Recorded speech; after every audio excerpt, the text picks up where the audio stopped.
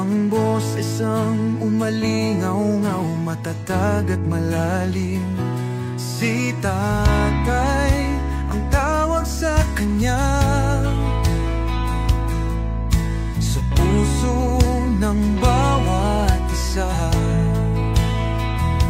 Nag-aalaga, nagmamahal, sabay ang kanyang minamahal.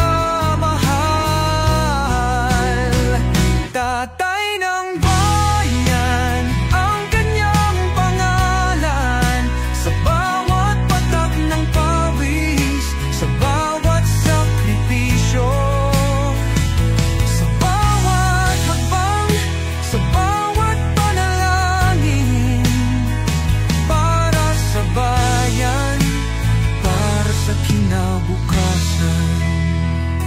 Hindi madali ang kanyang tungkulin, maraming hamon, maraming pagsubok, ngunit nanatili siyang matatag para sa kanyang mga anak, para sa kanyang bayan.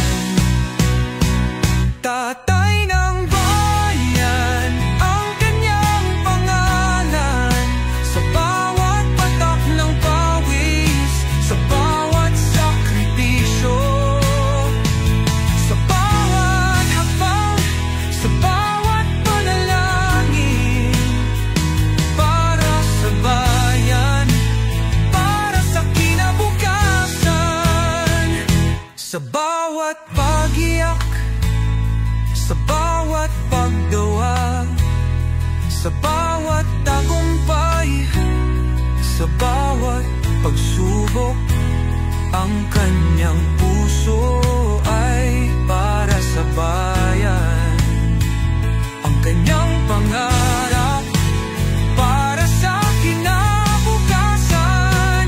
Tatay ng bayan ang kanyang pangalan, sa bawat patak ng pawis, sa bawat sakripisyo, sa bawat hakbang, sa bawat panalangin, para sa bayan, para sa kinabukasan.